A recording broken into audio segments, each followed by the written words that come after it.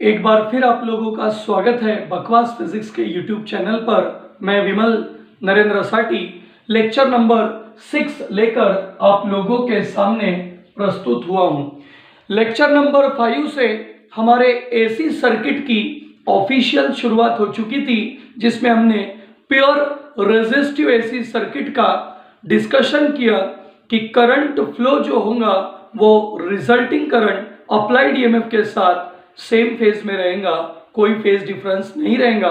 उसका graphical representation और phasor diagram हम लोगों ने रोटेटिंग वेक्टर्स के फॉर्म में देखा।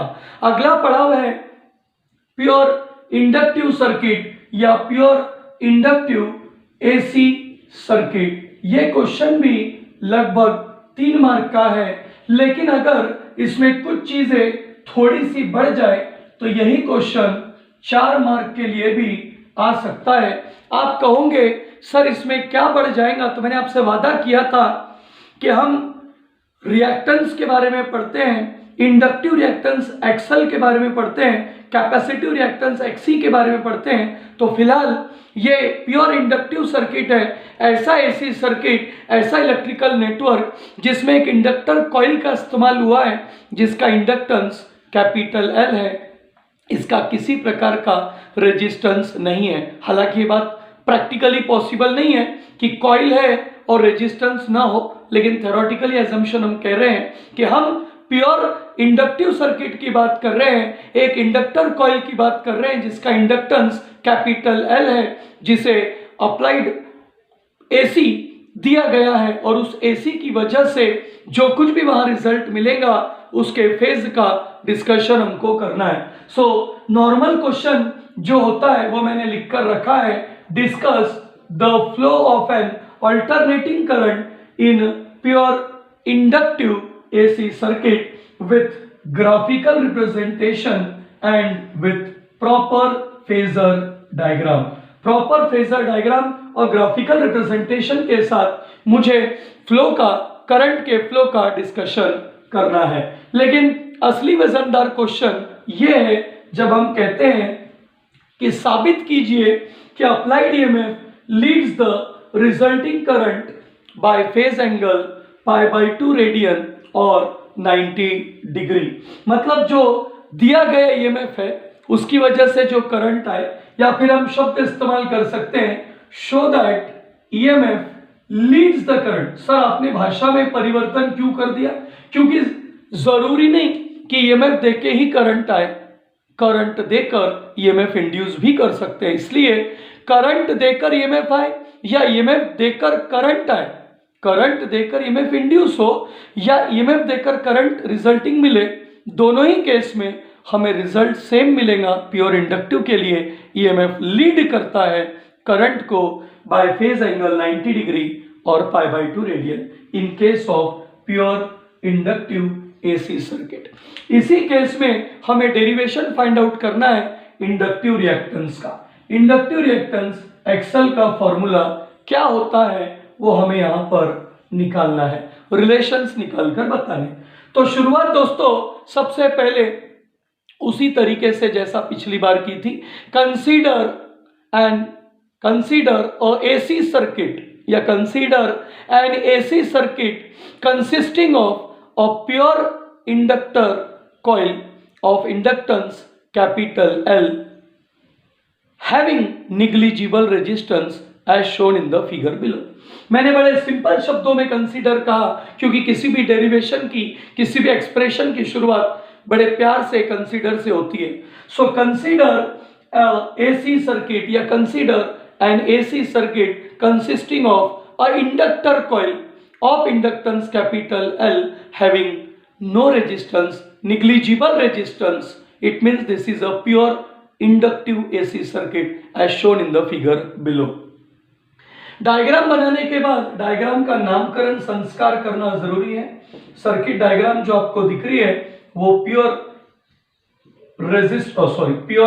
इंडक्टिव एसी सर्किट की है, तो उसका नाम भी मेंशन होना चाहिए, प्योर इंडक्टिव एसी सर्किट, जिसमें AC alternating current I = I0 sin ω t दिया गया है। उस अल्टरनेटिंग करंट के फ्लो होने की वजह से कॉइल में definitely alternating current changing current है, चेंजिंग मैग्नेटिक फील्ड पैदा करेगा, चेंजिंग मैग्नेटिक फ्लक्स लिंक करेगा उस कॉइल के साथ। So definitely according to Lenz's law EMF induce होगा। लेकिन सबसे पहले यहां दिया गया कौन है, सो दिया गया यहां पर करंट है। So I equal to I is equal to I0 sine omega T, ये दिया गया करंट है और इसे मैं इक्वेशन नंबर 1 की तरह ट्रीट कर रहा हूं। इसे मैं इक्वेशन नंबर 1 की तरह ट्रीट कर रहा हूं क्योंकि ये दिया गया करंट है और इस दिए गए करंट की वजह से ही कॉइल में ईएमएफ इंड्यूस होगा।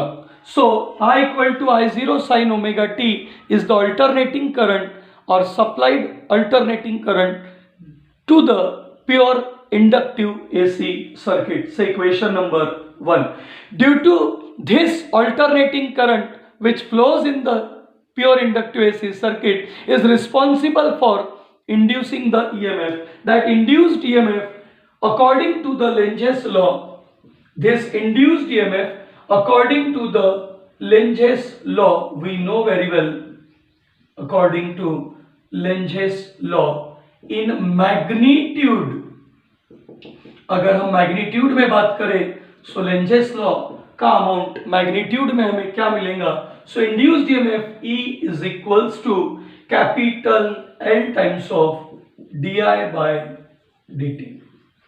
सर L कौन है, इसकी तारीफ ऑलरेडी हम लोग पहले ही कर चुके हैं। L कौन है, इसकी तारीफ ऑलरेडी हम लोग पहले ही कर चुके हैं कि L सेल्फ इंडक्टेंस कहलाता है या इंडक्टेंस ऑफ द कॉइल कहलाता है। So EMF induced E is equals to जो कुछ भी है वो L times of DI by dt के बराबर है according to Lenz's law in magnitude. क्योंकि निगेटिव साइन वहां मैंने इस्तेमाल नहीं किया, उसकी वजह है कि हम मैग्नीट्यूड में बात कर रहे हैं।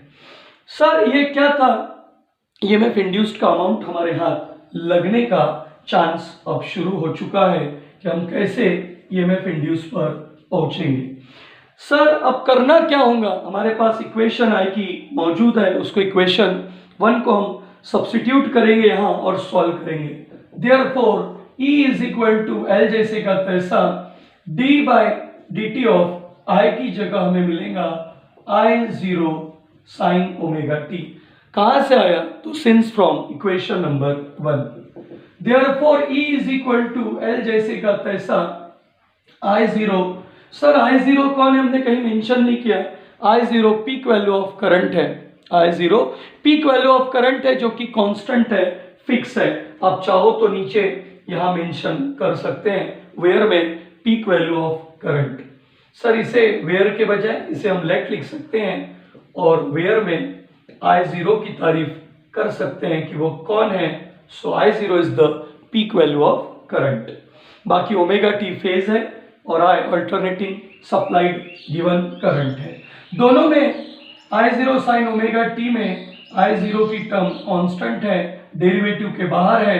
सो डेरिवेटिव ऑफ कौन होगा, साइन ओमेगा टी। बच्चा बच्चा जानता है साइन ओमेगा टी का डेरिवेटिव होता है कॉस ओमेगा टी, सबको पता है इसलिए डायरेक्ट लिख रहा हूं।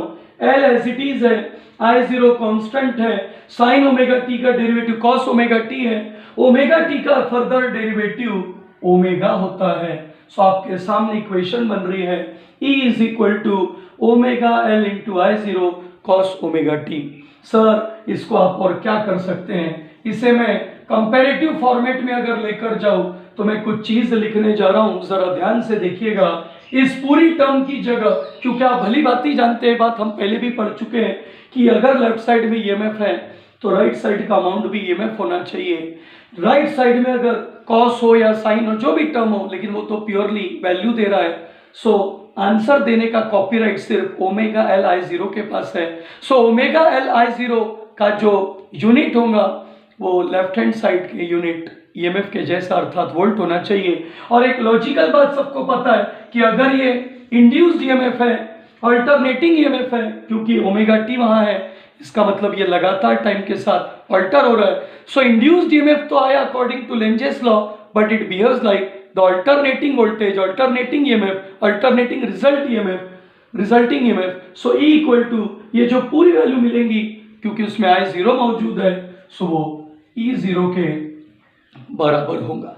साथ में अगर मुझे कंपैरिजन करना है इक्वेशन 1 को 2 के साथ, क्योंकि मेरा सवाल है फेज डिफरेंस है, कोई आगे है कोई पीछे है, सो फेज के लिए मुझे कंपैरिजन के लिए दोनों फंक्शन सेम चाहिए। अगर ये साइन है तो वो भी साइन चाहिए। तो दोस्तों आपको पता होना चाहिए कि sign omega T plus 90 degree cos omega T होता है। सर आपने क्या कहा? मैंने कहा sign omega T plus 90 degree cos omega T के बराबर है। सर आपने ये कौन सी इक्वेशन बनाई? ये इक्वेशन नंबर 2 है, जिसमें सिंस करके खास बात मेंशन होनी चाहिए, वो है sine 90 degree plus theta is equal to cos theta. ये बहुत कीमती बात है, हमें पता होना चाहिए, क्योंकि ये कॉस ओमेगा टी एक प्रकार का कॉस थीटा है और कॉस थीटा का मतलब साइन 90 प्लस थीटा होता है। मैंने जानबूझ के कॉस ओमेगा टी को sine 90 plus omega T, sine omega T plus 90 format में लिखा था कि मैं इक्वेशन 1 से कंपेयर करके कंफर्म कर सकूं, कंपेयर करके कंफर्म कर सकूं कि कौन आगे है कौन पीछे है। तो ये एक सब्स्टिट्यूशन था जिसका सिंस लिखा। और दूसरा है दोस्तों ई जीरो। सभी को ये बात भली भांति पता होना चाहिए कि अगर पीक वैल्यू ऑफ करंट है तो उसका प्रोडक्ट जिसके साथ आएगा, और वो अगर लेफ्ट साइड में ईएमएफ है, सो वो भी पीक वैल्यू ऑफ ईएमएफ देगा, जिसकी value omega L times of I zero के बराबर है। Omega L times of I zero के बराबर है। और इस ओमेगा एल आई जीरो को असाटी इक्वेशन नंबर 3 कह रहा है। E zero is equal to omega L I zero, equation number 3। Equation 1 और 2 को अगर आप कंपेयर कर लो दोस्तों, तो जो बात मैंने कही वो आपको दिख जाएंगी। ईएमएफ आगे चल रहा है bye phase angle 90 degree, current 90 से पीछे चल रहा है। सर आपने कहा वो आगे चल रहा है ये पीछे चल रहा है, तो सही तो कहा। अगर ईएमएफ इक्वेशन 1 और 2 को, ईएमएफ में ईएमएफ इक्वेशन 2 और करंट इक्वेशन 1 को अगर कंपेयर करो, सो अप्लाइड करंट और रिजल्टिंग इंड्यूस्ड ईएमएफ में फेज डिफरेंस है 90 का। अगर आई देखो तो I zero sine omega T है, ई देखो तो E zero sine omega T plus pi by 2 है। मतलब ईएमएफ करंट से 90 से आगे चल रहा है। इसी का मतलब यह है कि करंट ईएमएफ से 90 से पीछे चल रहा है। मेरी equation I equal to I zero sine omega T है, इसलिए ईएमएफ आगे दिखाना है तो E zero sine omega T plus pi by 2 है।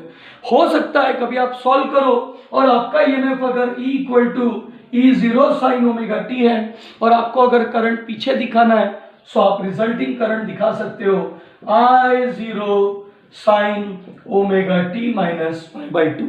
सर ये करंट पीछे, हाँ ये भी तरीका है। अगर आपने ईएमएफ 90 से आगे दिखाया तो इसमें 90 नहीं दिखेगा, और इसमें अगर ईएमएफ साइन ओमेगा टी दिखाया तो इसमें omega t minus pi by 2 दिखाऊंगे, जिससे साबित होगा कि करंट पीछे है 90 से, अर्थात ईएमएफ आगे है 90 से। तो जो भाषाएं हैं उसमें कंपेयर कर रहे हैं इक्वेशन 1 को 2 के साथ। तो हमारा जो शो दैट था, EMF leads the current by phase angle 90 degree और पाई बाई 2 रेडियन, ये बात प्रूफ होती है, जिसको हम ग्राफिकल रिप्रेजेंटेशन में दिखा भी सकते हैं। ये इक्वेशन 3 जो बनी है उसमें ई जीरो का नाम पीक वैल्यू ऑफ ईएमएफ है। E zero peak value of EMF है, और वेयर में जब ये आई जीरो आ चुका है peak value of current. Sir omega कौन है? ओमेगा का नाम एंगुलर फ्रीक्वेंसी है। ओमेगा का नाम एंगुलर फ्रीक्वेंसी है। एल का नाम हम सभी पहले से जानते हैं। जो ओमेगा एंगुलर फ्रीक्वेंसी है उसका फॉर्मूला 2 पाई एफ है, जिसमें एफ का मतलब फ्रीक्वेंसी ऑफ एसी सप्लाई है। Frequency of AC supply. Sir AC supply कौन सा? ये जो हमने सबसे पहले दिया था करंट, ये एसी सप्लाई है जो हमने दिया था। तो आपके सामने 3 मार्क के क्वेश्चन में कंसीडर डायग्राम इक्वेशन 1 सॉल्व करके इक्वेशन 2 कंपेयर करके लगभग 2 मार्क का 2.5 मार्क का काम हमने कर लिया। सर अब क्या बचा है? ग्राफिकल रिप्रेजेंटेशन ईएमएफ और करंट का। बहुत ही प्यारा है, समझना बेहद जरूरी है। ये वाई एक्सिस है, ये वाई डैश में। सर ये पॉजिटिव, ये निगेटिव, बिल्कुल सही। ईएमएफ ऊपर नीचे दोनों तरफ हम दिखा रहे हैं। ईएमएफ ऊपर नीचे दोनों तरफ हम दिखा रहे हैं, करंट भी ऊपर नीचे दोनों तरफ दिखा रहे हैं, क्योंकि किसी की वैल्यू ज़्यादा है, किसी की वैल्यू कम है, लेकिन है। सो किसके साथ? तो फेज के साथ। फेज ओमेगा टी है एक्स एक्सिस पर, फेज ओमेगा टी है एक्स एक्सिस पर, जो हमें दिखाई दे रहा है। फेज एंगल की शुरुआत कभी भी 0 से होती है, फिर 0 के बाद π/2 होती है, फिर पाई होती है, फिर 3π/2 होती है। सर ये सब कौन है? ये फेज एंगल है, जो हमें समझना चाहिए, पता होना चाहिए। एंगल 2π है, 0 डिग्री, 90 डिग्री, 180 डिग्री, 270 डिग्री और 360 डिग्री मैंने रेडियन फॉर्मेट में लिखा। हमें 100% दिख चुका है कि ईएमएफ आगे चल रहा है 90 से और करंट 90 से चल रहा है पीछे। सो मैंने पिछली बार भी कहा था जिस ग्राफ में कि भाई आप कोई भी एक को लेकर चलो, उसको पहले फिक्स कर लो तो दूसरे को बताने में आसानी जाती है। बस वही काम हमको यहाँ भी करना है। करंट I0 थोड़ा नीचे दिखाना, E0 थोड़ा ऊपर। वजह आपको पता है, E0 peak value of EMF ज़्यादा है, I0 peak value of current थोड़ी सी कम है, वैसे नीचे में निगेटिव में दिखाया।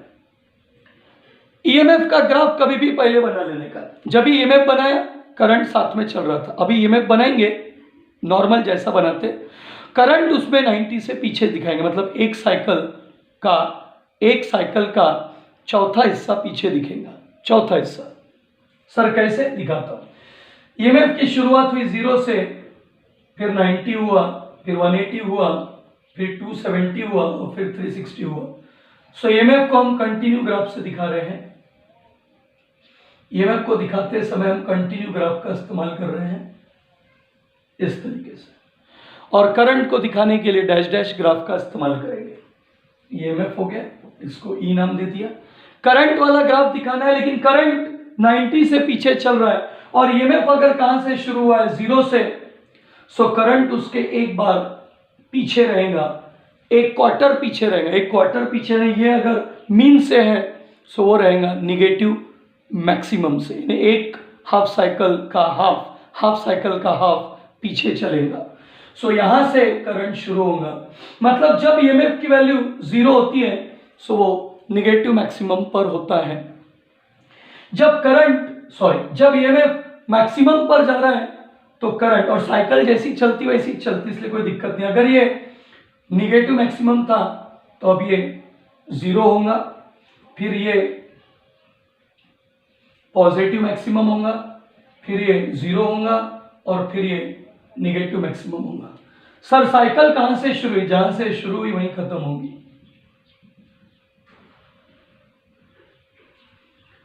साइकिल जहां से शुरू होती वहीं खत्म होती, कहीं ज्यादा दूर जाने वाली बात नहीं होती। आप खुद ग्राफ में देख रहे हो, ईएमएफ की साइकिल जहां से शुरू हुई वहीं खत्म हुई, एक साइकिल। करंट की साइकिल जहां से शुरू हुई वहीं खत्म हुई, एक साइकिल। बस फर्क इतना है कि ईएमएफ लीड कर रहा है, करंट लैग कर रहा है, तो ईएमएफ आगे, करंट उससे 90 डिग्री से क्या चल रहा है? पीछे चल रहा है। तो बहुत ही सिंपल रिप्रेजेंटेशन है समझने के लिए। मुझे पूरी उम्मीद है कि जितनी बात मैंने अभी कही आपके सबके ध्यान में आई होंगी। मैं अपनी बात फेजर डायग्राम भी अभी करूंगा, पहले इतनी बात आप अच्छे से नोट कर लीजिए, स्क्रीनशॉट ले लीजिए, ताकि आपको किसी प्रकार की दिक्कत ना हो। चलिए, तो डेफिनेटली आपने स्क्रीनशॉट ले लिया होगा, तो मैं इतने पोर्शन को थोड़ा सा क्लियर कर रहा हूं, क्योंकि मैं यहाँ पर फेजर डायग्राम भी आपको बताने जा रहा हूँ। ध्यान से देखिएगा।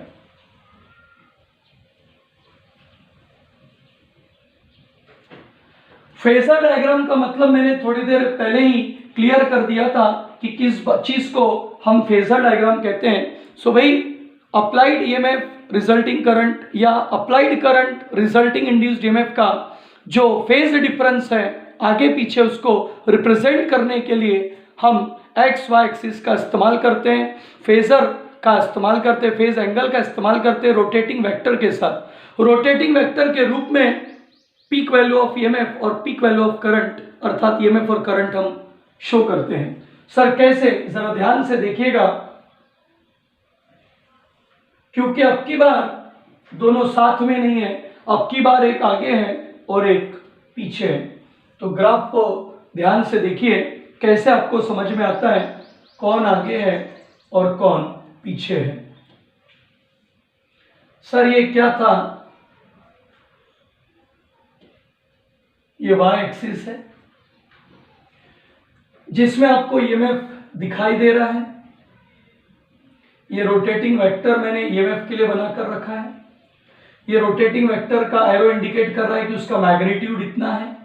सर ये हाइट जो दिखा रही ये किसकी है, ये ईएमएफ की है, ई की, जो कि हमारी भाषा में अगर मैं नॉर्मल कह दूं तो E0 साइन ओमेगा टी है। सर हमारा तो E0 sign omega T plus π/2 है। मैंने अभी आपको दो तरीके बताए कि अगर आप current I equal to I0 sine omega T बताते हैं और ऑब्वियसली प्योर इंडक्टिव है, ईएमएफ लीड कर रहा है, तो E0 sign omega T plus π/2 आएगा ही।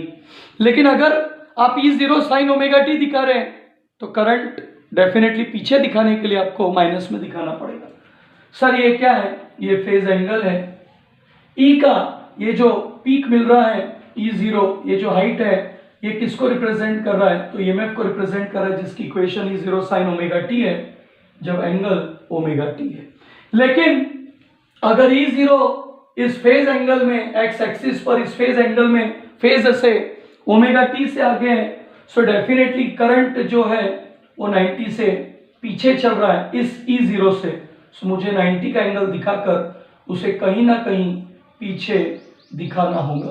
सर आप क्या कर रहे हैं, मैं उसे पीछे दिखाने की कोशिश कर रहा हूं। सो ये पीक का नाम है I0, मुझे ये पीक नजर आ रही है I0। ये पीक रोटेटिंग वेक्टर की E0 बड़ा है, I0 छोटा है, और आप ढंग से देखिए तो ठीक E0 और I0 में जो डिफरेंस बैठ रहा है फेज का वो एग्जैक्टली 90 डिग्री का है।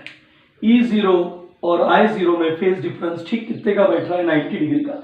अगर E0 ओमेगा टी फेज से आगे दिख रहा है, फेज मतलब उसका फेज ओमेगा टी है, तो ये ओमेगा टी में 90 से क्या चल रहा है, पीछे चल रहा है। सर आपने तो आगे दिखाया, ईएमएफ आगे है, करंट अगर कुछ तो भी है तो, और अगर ईएमएफ कुछ तो भी है तो करंट उससे 90 से पीछे है। सो आप पीक वैल्यू ऑफ ईएमएफ देखो, जिस एंगल पर है उससे ठीक 90 डिग्री पीछे कौन है, पीक वैल्यू ऑफ करंट। तो ये जो निगेटिव वाई एक्सिस है ये बता रहा है कि करंट क्या चल रहा है, पीछे चल रहा है, जिसमें ये I है जो कि I0 साइन ओमेगा टी के बराबर है, I0 साइन ओमेगा टी के बराबर है, sorry I0 sine omega t minus π/2 के बराबर है। सर माइनस π/2 क्यों, भाई सीधी सी बात है, E0 साइन ओमेगा टी है। सो जो I रहेगा यहाँ का I, मैं इधर दिखाता हूँ, इधर जगह कम है, ये जो I रहेगा I, ये definitely I0 sine omega T से भी माइनस π/2 क्या रहेगा, पीछे। अगर वो ओमेगा टी फेज लेकर बैठा है, सो ओमेगा टी में से 90 क्या चल रहा है, वो पीछे, कौन, करंट। सो ये अगर ईएमएफ अप्लाई है तो ये रिजल्टिंग करंट है। मैंने समझाते समय इधर की भाषा में अगर रिजल्टिंग दिया गया करंट अगर आए है, सो रिजल्टिंग इंड्यूस्ड ईएमएफ है। सो ये भाषा भी हमारे समझ में आती है, ध्यान में आती है कि चीज क्या हमने देखी है। So this is the phasor diagram for applied EMF and the resulting current की भाषा में। करंट तो ईएमएफ लो तो भी आता, लेकिन उसमें फिर ईएमएफ आगे दिखाने के लिए मुझे ऐसा दिखाना पड़ता, तो वो बताना थोड़ा कठिन रहता, समझना कठिन रहता। इसलिए मैंने इसी भाषा में कि E0 अपनी जगह पर अच्छा है, करंट को पीछे दिखा दिया, और जब करंट आगे रहेंगे तो E0 वहीं रखेंगे और करंट आगे दिखाएंगे प्योर कैपेसिटी वाले में। अभी इंडक्टिव है तो करंट 90 से पीछे। उम्मीद है बात भी ध्यान में होंगी, इसका भी स्क्रीनशॉट आप ले लीजिए। चलिए अपनी बात को अंतिम पड़ाव की तरफ लेकर चलता हूं। अंतिम पड़ाव यानी इंडक्टिव रिएक्टेंस वाली जो बात मैंने आपसे कही थी, उसके लिए मुझे थोड़ा सा ये जगह को थोड़ा क्लियर करना पड़ेगा, वो रखना पड़ेगा। बाकी ये पोर्शन मैं थोड़ा क्लियर कर देता हूं।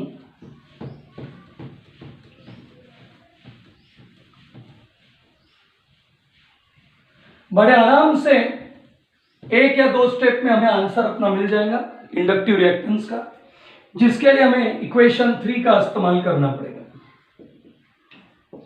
यूजिंग इक्वेशन 3, इक्वेशन 3 से हमें क्या दिख रहा, E0 upon I0 is equal to omega L, divide in numerator and denominator by √2। E0 को √2 से डिवाइड किया, I0 को भी √2 से डिवाइड किया, फिर भी कौन दिख रहा, ओमेगा एल। सर अब क्या कह रहे हैं, हमने जो पढ़ा हम उस पर आ गए। ये E0 बाय √2 कौन होता है दोस्तों, ERMS, पढ़ा हमने डेरिवेशन। I0 बाय √2 कौन होता है, IRMS। अब ये सर्किट आपका कौन है, purely inductive, so ERMS upon IRMS for pure inductive circuit XL के बराबर होता है। और ये जो ERMS अपॉन IRMS XL है वही कौन दिखाई दे रहा है, ओमेगा एल। तो ये बन गई आपकी ओमेगा एल अर्थात 2 पाई f into L, equation number 4। Sir आप मजाक कर रहे हैं, क्यों मजाक करेंगे भैया, सीरियस है, क्लियर कट दिख रहा है। The ratio of RMS value of EMF across the inductor coil with respect to the RMS value of current flowing through it is called as inductive reactance. Inductive reactance denoted by X suffix L, non-ohmic opposition है, offered by the inductor coil for the flow of current through the inductor is called as inductive reactance. This inductive reactance is nothing but the non-ohmic opposition, so it is measured in ohm. It is formulated as ERMS upon IRMS for inductive circuit. So answer is omega into L. Omega is the angular frequency. Omega is 2 pi f. So XL is formulated as 2 pi f into capital L. And as L is constant, 2 pi is constant, we can also say that the inductive reactance X suffix L is directly proportional to frequency. Say equation number 5. This is the relation. This is the relation between the inductive reactance opposition with the frequency of AC main supply. अगर AC main supply है, frequency है, frequency और बढ़ते बढ़ते जाती है तो reactance inductive और बढ़ेगा, अपोजिशन और बढ़ेगा। इसका मतलब आप जानते हैं क्या शब्द है कि जितना AC ज्यादा फ्लो होने की कोशिश करेगा इंडक्टर कॉइल से, वो इंडक्टर कॉइल उसे उतना अपोज करेगा। सर अगर डीसी फ्लो होना चाहे तो डीसी में फ्रीक्वेंसी होती नहीं, फ्रीक्वेंसी डीसी की 0 रहेंगी तो इंडक्टर कॉइल का इंडक्टेंस भी, रिएक्टेंस भी 0 रहेगा, और रिएक्टेंस 0 रहेगा, अपोजिशन 0 रहेगा तो डीसी को अलाउ करेगा। ये बात प्रीवियस लेक्चर्स में मैंने पिक्स भेजी, उसमें पता चला होगा। डीसी को अलाउ करेगा, एसी को थोड़ा ब्लॉक करेगा। जितनी एसी की फ्रीक्वेंसी बढ़ते जाएंगी उतना ज्यादा ब्लॉक करते चला जाएगा। तो दोस्तों मैंने अपने इस वीडियो में आप लोगों को प्योर इंडक्टिव एसी सर्किट का 3 मार्क का किस्सा भी सुनाया, ग्राफिकल रिप्रेजेंटेशन फेजर डायग्राम तक, और 4 मार्क का किस्सा भी सुनाया कि अगर इंडक्टिव रिएक्टेंस तक पूछ लिया जाए तो, और जो फॉर्मूला हमने पढ़ा था पिछले लेक्चरों के अंदर वो कैसे बना ये सामने साबित हो गया। तो उम्मीद है कि आपको मेरा वीडियो पसंद आया होगा। बात पसंद आई होंगी तो वीडियो को लाइक कीजिए, शेयर कीजिए, चैनल को सब्सक्राइब कीजिए और खूब ज़्यादा पढ़िए। धन्यवाद।